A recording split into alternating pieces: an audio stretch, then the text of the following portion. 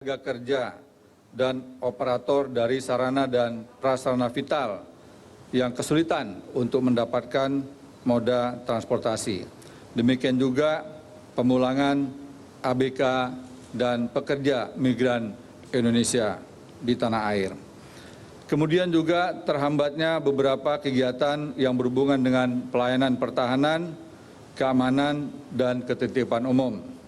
Seperti ada suatu peristiwa seorang pejabat TNI tidak diperkenankan istrinya ikut menuju ke tempat penugasan yang baru.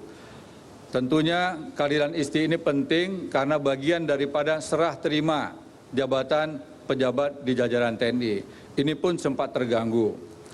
Demikian juga beberapa pelayanan kebutuhan dasar dan pelayanan pendukung layanan dasar yang juga mengalami hambatan, yaitu rantai pasok kebutuhan pangan, terutama hasil pertanian, peternakan, dan juga perikanan.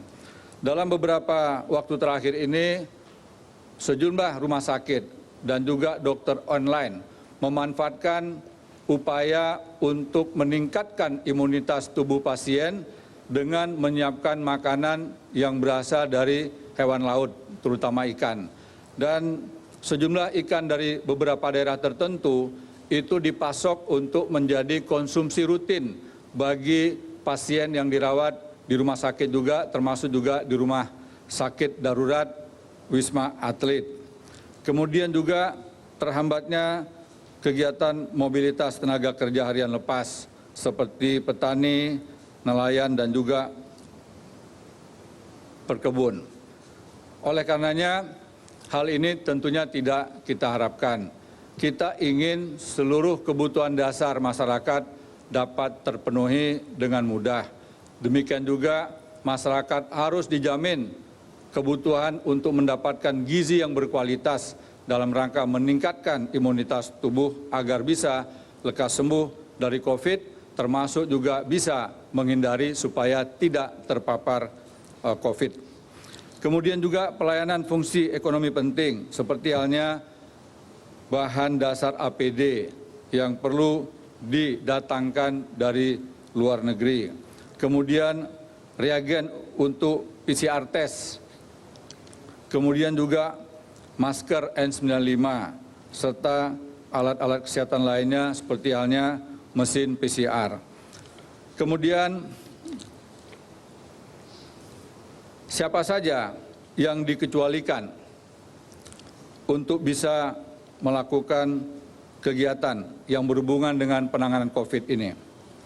Antara lain adalah aparatur sipil negara, TNI dan Polri, pegawai BUMN, lembaga usaha, NGO yang semuanya tentunya berhubungan dengan penanganan percepatan COVID-19. Termasuk juga pengecualian diberikan kepada masyarakat yang mengalami musibah dan kemalangan seperti meninggal dan ada keluarga yang sakit keras. Demikian juga repatriasi pekerja migran Indonesia, WNI, pelajar dan mahasiswa yang akan kembali ke tanah air. Adapun sejumlah syarat yang diharuskan atau diwajibkan oleh mereka yang mendapatkan kesempatan untuk bepergian adalah: yang pertama, harus ada izin dari atasan, minimal setara dengan eselon 2. Kemudian kepala kantor, kemudian para wirausaha yang berhubungan dengan COVID tetapi tidak memiliki instansi, sehingga diperlukan adanya surat pernyataan dari yang bersangkutan dan ditandatangani di atas materai dan harus diketahui oleh kepala desa atau lurah setempat. Kemudian juga masyarakat yang mendapatkan pengecualian ini wajib untuk mendapatkan surat keterangan sehat. Artinya mereka yang berpergian harus dalam keadaan sehat dan kembalinya pun harus tetap sehat. Surat keterangan ini harus diperoleh dari dokter rumah sakit, kemudian puskesmas, atau klinik-klinik yang ada di daerah.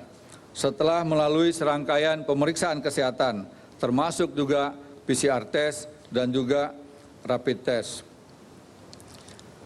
Selanjutnya, kegiatan ini semuanya harus tetap dengan protokol kesehatan yang ketat.